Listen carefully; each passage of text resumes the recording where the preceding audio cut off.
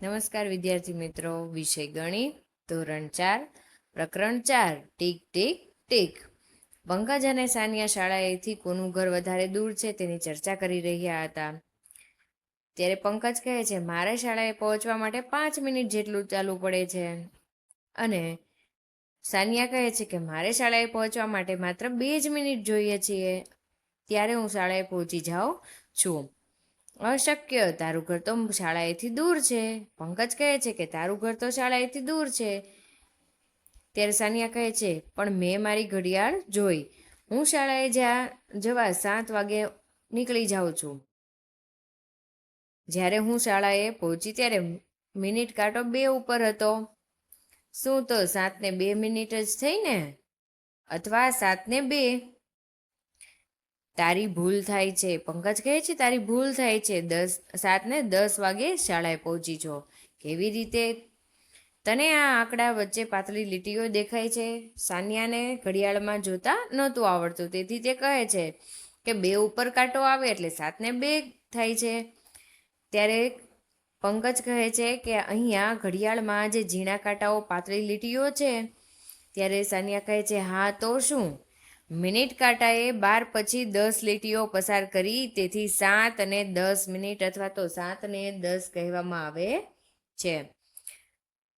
હું 7 વાગે શાળાએ જવા નીકળ્યો હતો અને હું 7 ને 5 વાગે પહોંચ્યો. જો મિનિટ કાંટો 5 લીટીઓ ખસ્યો છે તો 12 અને 1 ની વચ્ચે 5 લાઈન આવે છે, એટલે 5 મિનિટ થશે. 2 અંકની વચ્ચે 5 લાઈન હોય છે, તેથી 5 મિનિટનો ગેપ જોવા મળે છે. અભ્યાસમાં જોઈએ તો 3 મિત્રો ઘડિયાળમાં સમય જુએ છે. કોણ સાચું કહે છે એ કહેવાનું છે. ચીકુ, બીટુ અને પિંકી. પહેલી ઘડિયાળમાં કેટલા વાગ્યા છે? નાનો કાંટો 3 ઉપર છે અને મોટો કાંટો 12 ઉપર છે. તો 12 ને 3, 12 ને 15 કે 3 વાગ્યા છે. જ્યારે પણ મોટો કાંટો છે એ 12 ઉપર હોય અને નાનો કાંટો જે સંખ્યા ઉપર હોય તેટલા વાગ્યા હોય છે, તો આપણે કહી શકીએ કે 3 વાગ્યા છે. પછી નાનો કાંટો 6 અને 5 ની વચ્ચે છે અને મોટો કાંટો છે એ 7 ઉપર છે. તો અહીંયા 6 અને 5 ની વચ્ચે છે એટલા માટે 5 ગણાય, અને અહીંયા 7 ઉપર છે એટલે 35 મિનિટ થાય, એટલે 5 અને 35 મિનિટ થાય છે. ત્રીજી ઘડિયાળમાં જોઈએ તો નાનો કાંટો છે એ 7 ઉપર છે અને મોટો કાંટો છે એ 3 ઉપર છે. તો અહીંયા 5, 10 અને 15 એટલે 7 ને 15 મિનિટ થશે. પિંકી કહે છે, બધા સાચા જવાબો. 2 આપેલું છે. નીચે આપેલ સમયને ઘડિયાળમાં દર્શાવો. આપણને જે સમય આપેલા છે બોક્સમાં, તેને આપણે અલગ અલગ ઘડિયાળમાં દર્શાવવાના છે. 3 અને 10, તો નાનો કાંટો 3 ઉપર અને 2 ઉપર મોટો કાંટો આવશે.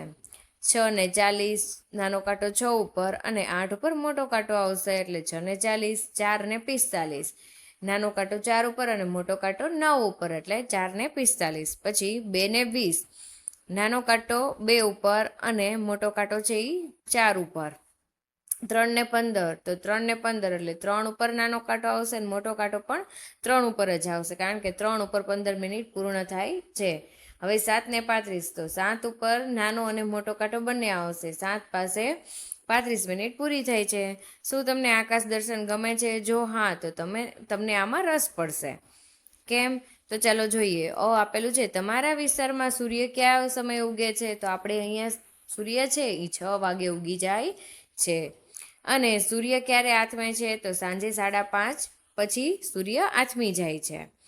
તો શું દરરોજ સૂર્ય ઉગવાનો અને આથમવાનો સમય સરખો હોય છે? ના. જુદા જુદા મહિનાઓમાં સૂર્ય ઉગવાનો અને આથમવાનો સમય છે એ સમાચાર પત્ર દ્વારા આપણે જોઈએ. તો બાળકો, તમે સમાચાર આવતા હોય તમારા ઘરે, તો તેના દ્વારા તમે જોઈ શકો છો કે કયા સમયે સૂર્ય ઉગે છે અને કયા સમયે આથમે છે. ચિત્ર જોઈને આ સ્થળના સમયની કલ્પના આપણે કરી શકીએ છીએ કે આ ચિત્ર છે એ ફ્રાન્સના પેરિસના શહેરનું છે. પેરિસના ઉનાળા દરમિયાન રાત્રે 9 વાગ્યા પછી સૂર્ય આથમે છે. આ પેરિસ શહેરમાં કેવું થાય છે કે રાતના 9 વાગ્યા પછી સૂર્ય આથમે છે. આ ફોટા રાત્રિના સમયે લેવામાં આવેલા છે, પરંતુ શિયાળામાં અહીં સાંજના 4 વાગ્યામાં અંધારું જોવા મળે છે. નીચે શોધીએ તો નીચે આપેલા ચિત્રો પરથી કહો કે મિનિટ કાંટાને ખસેડતા કેટલો સમય લાગશે. તો અહીંયા આપણને આપેલું છે 4 ઉપર અને 7 ઉપર આપેલો છે. અહીંયા મિનિટ કાંટો છે એ 7 ઉપર છે. હવે 7 થી 10 ઉપર જાય તો વચ્ચે કેટલી મિનિટ હશે?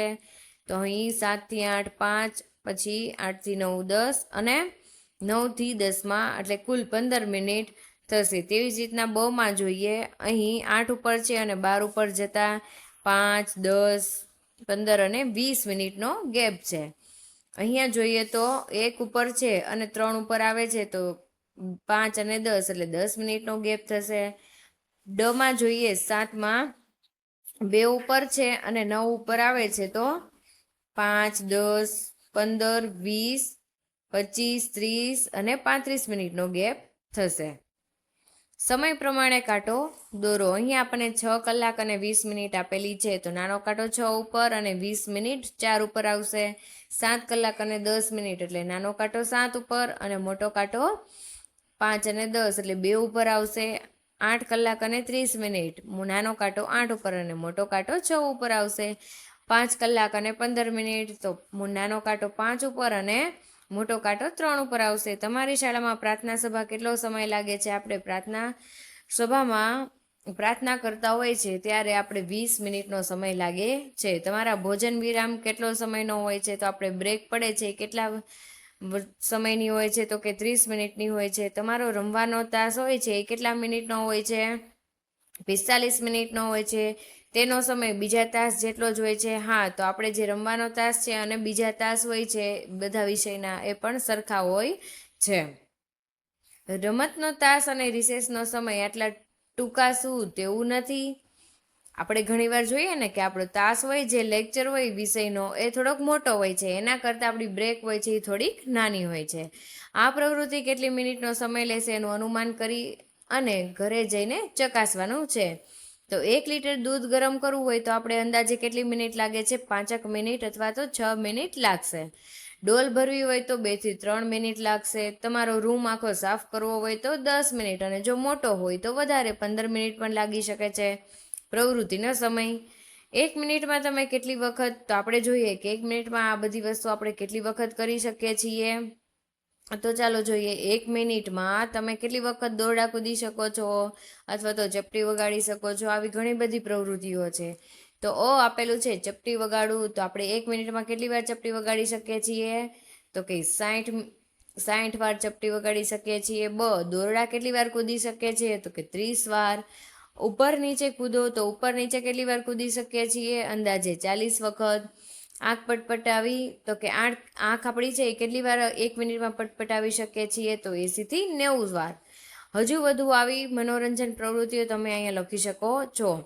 અહીં તમારા માટે બીજા પડકારો છે. કેટલોક લાંબો સમય તમે આપેલું છે અટક્યા વગર બોલી શકો છો. જો તમને કોઈ બોલવાનું કહે છે તો તમે 1 પણ સેકન્ડ અટક્યા વગર કેટલી વાર બોલી શકો છો? તો કે 1 મિનિટ. એક પગે કેટલી વાર ઊભા રહી શકો છો? અંદાજે 2 મિનિટ.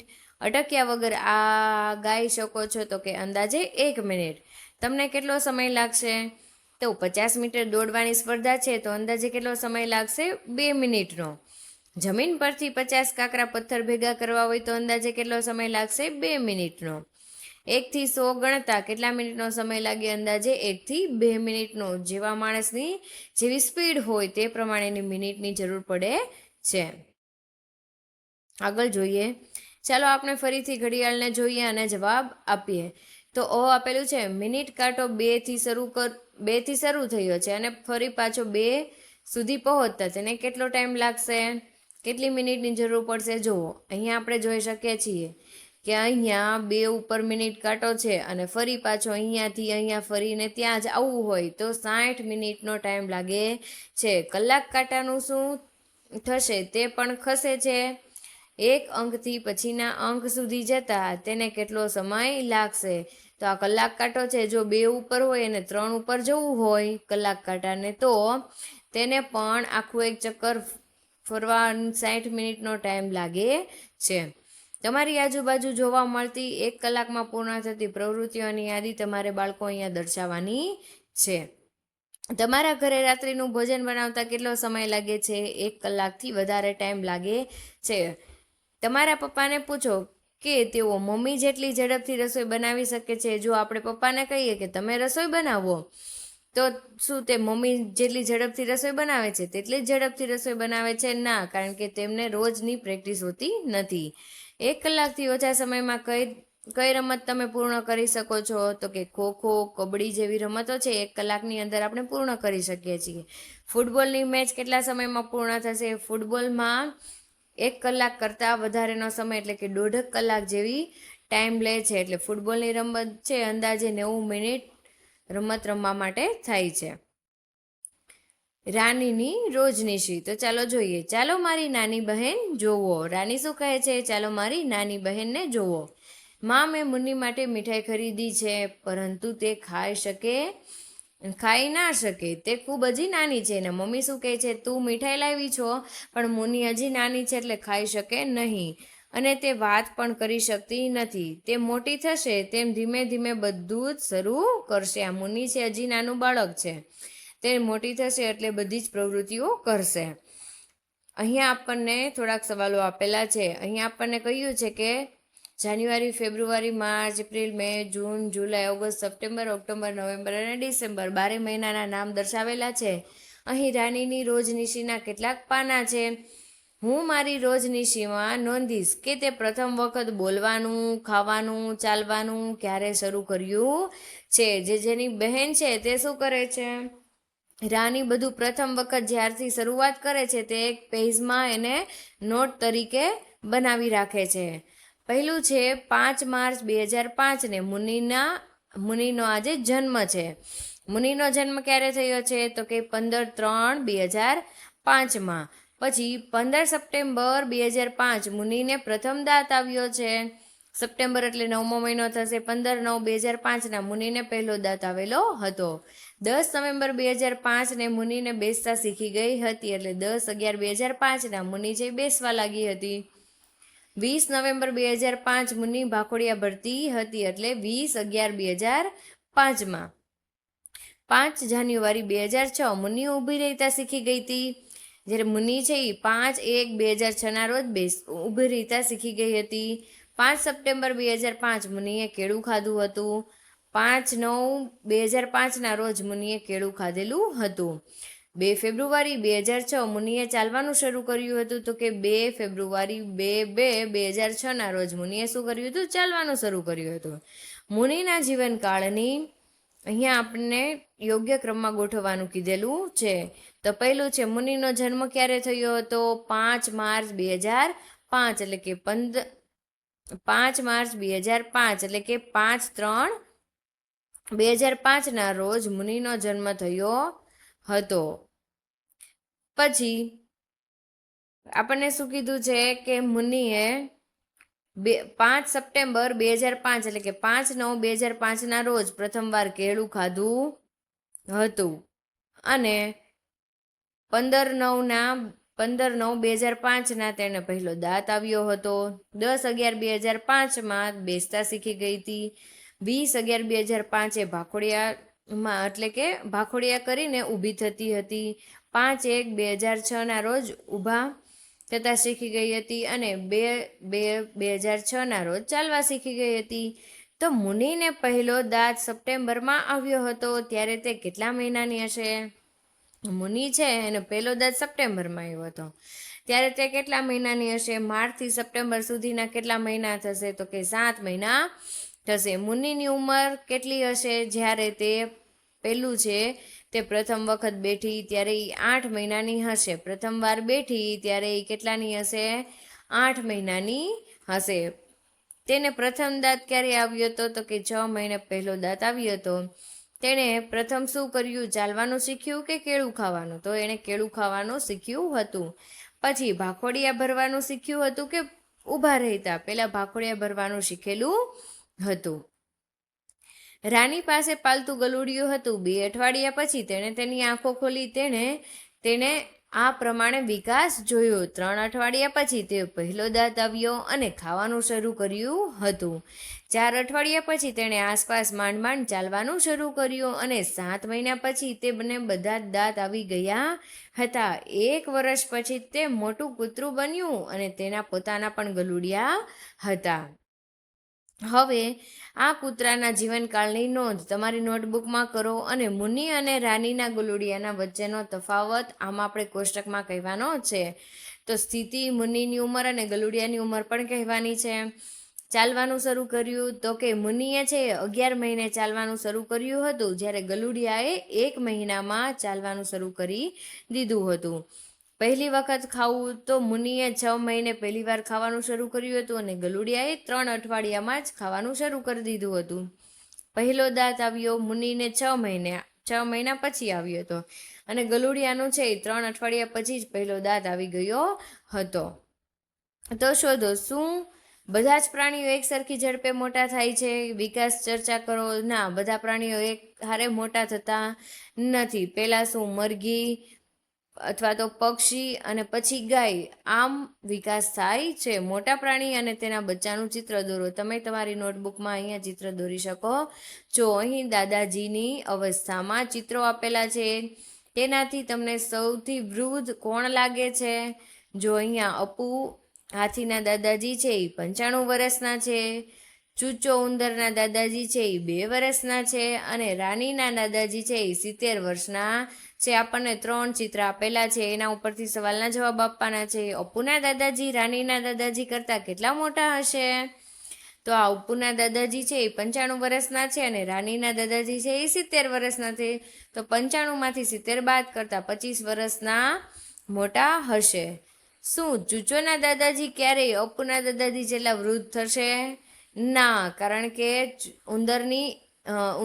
ચૂચો ઉંદરના દાદાજી છે એ વૃદ્ધ જ થઈ ગયા છે, એટલે તેનાથી પણ વધારે ઉંમર નહીં થઈ શકે નહીં. ચૂચો ઉંદરના દાદાજી છે એ રાનીના દાદાજી કરતાં કેટલા નાના છે? તો 70માંથી 2 કાઢતા 68 વર્ષ નાના છે. રજાની મજા. અલીની રજાઓમાં શરૂ થઈ ગઈ હતી અને તે ઘણો ઉત્સાહિત હતો. તેણે સુંદર આયોજન કર્યું હતું અને પોતાની પિતરાઈ સબાનાને કહેવા માંગતો હતો, તેથી તેણે પત્ર લખ્યો હતો. આ અલીની છે એની રજા શરૂ થઈ ગઈ હતી અને એના માટે એક સુંદર પત્ર લખ્યો છે. વહાલી મોટી બહેન સબાના, હેલો. આ ક્યાંથી લખે છે? તો કે અજમેર, તારીખ 7/5/2018 લખે છે. તમે કેમ છો? હું અહીં મજામાં છું. મોટી બહેન, મારી રજાઓ આજથી શરૂ થાય છે. હું મારી નાનીના ઘરે 10/5/2018 રોજ જાઉં છું. હું 20/5/2018 રોજ પાછો આવીશ. મારી શાળાનું 4/6/2018 રોજ ફરીથી ખુલશે. વેકેશન પાછું ત્યારે ખુલી જાય છે. તમારે ક્યારે રજાઓ પડે છે? તમે અહીં ન આવી શકો? આપણે ખૂબ મજા કરીશું. આવજો. લિખિતન કોણ છે? અલી. અલી શું કહે છે? એની મોટી બહેને બધી જ વાત કરે છે. હું નાનીના ઘરે વેકેશનમાં જાઉં છું. તમે પણ ત્યાં આવી શકો છો. ત્યારે નાગપુરમાં રહેતી શબાનાને આ પત્ર 13/5/2018 રોજ મળે છે. તેણે અલીને પાછો જવાબ લખતો એક પત્ર લખે છે. વહાલા અલી. ક્યારે લખે છે? તો કે નાગપુરથી તારીખ 14/5/2018 લખે છે. હેલો, હું અહીં મજામાં છું. ગઈકાલે મને તારો પત્ર મળ્યો. મજાની રજાઓ. મારી શાળામાં 1 જૂન 2018થી રજાઓ પડે છે. તે ફરીથી 10 ઓગસ્ટના રોજ ખુલશે. હું શાળા પ્રવાસમાં ગોવા જઈ અને 7/6/2018 પાછી આવીશ. હું ત્યાર પછી અજમેર આવવાનો પ્રયત્ન કરીશ. આવજે. સબાના. અલીએ 7/5/2018 પત્ર લખ્યો હતો. તમને યાદ છે કે આપણે કઈ રીતે અંકોમાં તારીખ લખી છે? તો 7/5 એટલે કયો આવશે? જાન્યુઆરી, ફેબ્રુઆરી, માર્ચ, એપ્રિલ અને મે. તો 7/5 એટલે કે 7 મે 2018 અહીં આપણે જો લખેલું છે. નીચેની તારીખોને કઈ રીતે લખી શકાય? હવે આપણે કહેવાનું છે. 10/5/2018 તો અહીંયા કેવી રીતના લખશું? 10 મે 2018. 25/5/2018 ને 20 મે 2018. 7/6/2018 ને 7 જૂન 2018, 1/6/2018 ને 1 જૂન 2018, આવી રીતના આપણે લખી શકીએ છીએ. હવે નીચે આપણને તારીખોએ અંકમાં લખવાની કીધેલી છે. 1 જૂન 2006 ને અંકમાં કેવી રીતે લખી શકશું? તો કે 1/6/2006, 30 મે 2006, 30/5/2006, 10 ઓગસ્ટ 2007 ને તો કે 10/8/2007. પત્ર અજમેરથી નાગપુર કેટલા દિવસમાં પહોંચે છે? તો પત્ર છે એ અજમેરથી નાગપુર કેટલા દિવસમાં પહોંચશે? એણે ક્યારે લખ્યો હતો? 7/5/2018, અને પહોંચે છે ક્યારે? 13/5/2018. તો 6 દિવસનો ટાઈમ લાગે છે. અલી તેની નાનીના ઘરે કેટલા દિવસ પસાર કરશે? તો અલી છે તેના નાનીના ઘરે 10 દિવસ પસાર કરે છે. હવે અહીંયા જોઈએ સબાનાની રજાઓ અને અલીની રજાઓ. તારીખ કઈ તારીખે પડે છે સબાનાના વેકેશન? તો કે 1 છે, અને ક્યાં સુધી છે? તો કે 10/8 સુધી, એટલે કુલ 70 દિવસનું વેકેશન પડે છે. પછી અલીની રજાઓ તો કે 7/5 થી ક્યાં સુધી? 4/6 સુધી, એટલે કે 29 દિવસનું વેકેશન પડે છે. કોને વધારે રજાઓ મળે છે? તો શબાનાન છે ને વધારે રજાઓ મળે છે. શબાનાને વધારે રજાઓ મળે છે. શાળામાં તમને વધારે લાંબી રજાઓ ક્યારે મળશે? એનું કોષ્ટક અહીંયા છે. તમારે આ તારીખોથી તારીખો લખી અને દિવસોની સંખ્યા ગણીને અહીંયા કોષ્ટક તૈયાર કરવાનું છે. ચંદ્રન 15 મે 2007 રોજ માખણ ખરીદવા માટે દુકાને ગયો. આ માખણ ખાવા લાયક છે કે નહીં તે જોવા તેણે પડીકું તપાસ્યું. પડીકા ઉપર આ પ્રમાણે લખ્યું હતું. તો પેકિંગની તારીખ 180 દિવસ સુધી સારું રહે છે. પછી તેણે પેકિંગની તારીખ તપાસી તો 15/1/2017 હતી. આ માખણ ખરીદવું કે નહીં તે નક્કી કરવા તેને મદદ કરી આપણે. કયા મહિનામાં માખણનું પેકિંગ થયું હતું? તો કે જાન્યુઆરી મહિનામાં. કયા મહિનામાં તારીખ 15/1/2017 થી 180 દિવસ પૂરા થશે? તો કે 14/7/2017 આ 180 દિવસ પૂરા થશે. ચંદ્રન તેને 15 મે 2017 રોજ ખાઈ શકે છે? હા, એ 15 મે 2017 રોજ આ માખણ ખાઈ શકે છે. તમે જે વસ્તુઓ ખરીદો છો તેની પેકિંગ તારીખ તમે ક્યારેય તપાસી છે? હા, આપણે જ્યારે વસ્તુ લેવા જઈએ છીએ ત્યારે આપણે જે તારીખ છે એ ચેક કરીને જ લઈએ છીએ, કારણ કે આપણને ખબર પડે છે કે આ વસ્તુ ક્યારે ખાવા લાયક છે. તમે સમાપ્તિ તારીખ લખેલી દવાઓ જોઈ છે? હા, આપણે ઘણીવાર આપણને એવું અનુભવ થઈ જાય છે કે આપણે જ્યારે દવા લેવા જઈએ છીએ ત્યારે આપણને એક્સપાયરી ડેટ વગરની પણ દવાઓ મળી જાય છે ઘણીવાર. તે તારીખો આપણને દર્શાવે કે કઈ તારીખ પછી તે લેવી અસલામત છે. એક્સપાયરી ડેટ તારીખ આપણે જોઈને કહી શકીએ કે આ તારીખ પછી આપણે આ દવા લઈ શકતા નથી. શોધો એવી બીજી કઈ વસ્તુઓ છે કે જેના પર તેની સમાપ્તિની તારીખ દર્શાવેલી હોય, જેમ કે ઉધરસની દવા પર લખેલું હતું.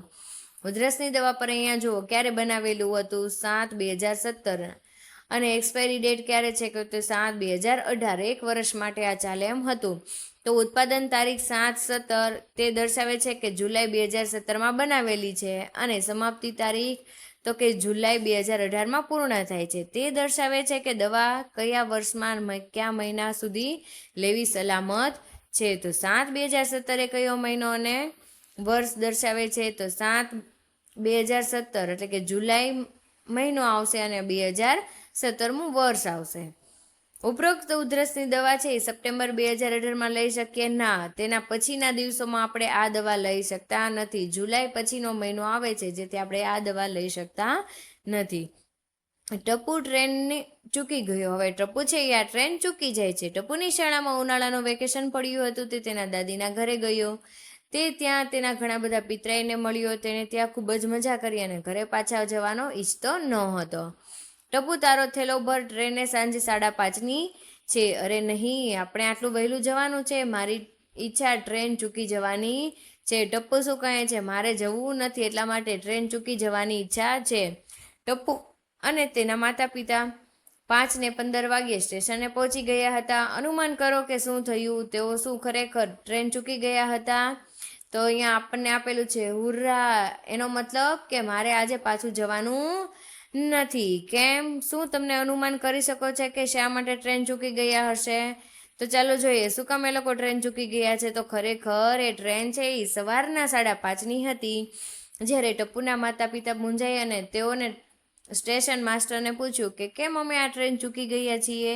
અમારી ટિકિટ છે એ 5:30ની હતી. પરંતુ સાહેબ, આનો મતલબ સવારના 5:30. રેલવે દ્વારા સાંજના 5:30 માટે તો 17:30 લખાય છે. અરે હા, મારા મગજમાંથી તો આ ભૂલાઈ જ ગયું કે સાંજ માટે તો 12 પછીના જે અંક આવે છે એ લખવામાં આવે છે. 12 પછી 1 એટલે તો 13, 14, 15, 16 એમ આખો 24 કલાકની ત્યાં ઘડિયાળ જોવા મળે છે. તો કે શા માટે? કારણ કે તેઓ 24 કલાકની ઘડિયાળને ગણે છે.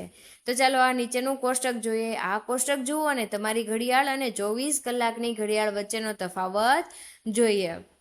અહીંયા આપણી ઘડિયાળનો સમય આપેલો છે અને અહીં 24 કલાકની ઘડિયાળનો સમય આપેલો છે. તો બપોરના 1 કલાક તો કેટલા વાગ્યા હશે? 24 કલાકની ઘડિયાળમાં 13 કલાક થઈ હશે. બપોરના 2 કલાક તો 14 કલાક થઈ હશે. બપોરના 3 કલાક તો 15 કલાક થઈ ગઈ. એટલે 12માં 1 ઉમેરતા 13 થશે, 12માં 2 ઉમેરતા 14 થશે. તેવી જ રીતના બપોરના 3.5 કલાક એટલે કેટલા થશે? 15 ને 30 કલાક. સાંજના 6 કલાક એટલે 18 કલાક થશે. સાંજના 9 કલાક એટલે 21 કલાક થશે. અને મધ્યરાત્રિના 12 કલાક એટલે 24 થી 24 આપણો ટાઈમ પૂર્ણ થઈ જાય છે એટલે 00 કલાક થશે. આગળ જોઈએ. તમે કહ્યું કે 24 કલાકવાળી ઘડિયાળ આવું શા માટે દર્શાવે છે? તો ધારો કે રાત્રિના 8:30ની ટ્રેન છે. તો રેલવેની ટિકિટ પર શું સમય લખેલ હોય છે? રાત્રિનો ટાઈમ હોય તો શેમાં લખવામાં આવે છે? PM-માં લખવામાં આવે છે. એટલે રાત્રિનો 8:30નો ટાઈમ છે એ શેમાં હોય છે? તો ચાલો જોઈએ. તો રાત્રિનો સમય જોઈએ તો ધારો કે રાત્રિના 8:30ની ટ્રેન છે તો રેલવે ટિકિટ પર શું સમય લખેલો હશે? તો એનો 24 કલાકના ઘડિયાળ મુજબનો સમય લખેલો હોય છે. એમાં 20 ને 30 કલાક લખેલા હશે. હવે 12 કલાકવાળી ઘડિયાળમાં દરેક સમયે 2 વખત આવે છે. 12 કલાકની જો ઘડિયાળ હોય તો એમાં 2 વખત સમય આવે છે. સવારના 5:30 વાગે એટલે 5:30 માટે AM લખવામાં આવે છે સવાર માટે, અને સાંજના 5:30 હોય તો PM લખવામાં આવે છે. તો બપોરના 12:30 એટલે શું થશે? બપોરના 12:30 એટલે PM થશે. તો 12:30 PM થાય. બપોરના 12 વાગ્યાથી મધ્યરાત્રિના 12 વાગ્યા સુધી શું ગણવામાં આવે છે? PM નો સમય ગણવામાં આવે છે. તમે સૂર્ય ઉગવાનો અથવા તો આથમવાનો સમય નોંધ્યો છે? તો કે સૂર્ય ઉગવાનો સમય 6 એટલે સવારના માટે AM વાપરવામાં આવે છે 6 AM, અને સૂર્ય આથમવાનો એટલે કે 5:30 એટલે 5:30 PM. તો તમે 24 કલાકની ઘડિયાળનો ઉપયોગ બીજે ક્યાં ક્યાં કરી શકો છો? તો આપણે આ 24 કલાકની ઘડિયાળનો ઉપયોગ છે એ રેલવે સ્ટેશનમાં, બસ સ્ટેશનમાં અને એરપોર્ટ પર આ 24 કલાકની ઘડિયાળનો ઉપયોગ કરી શકીએ છીએ.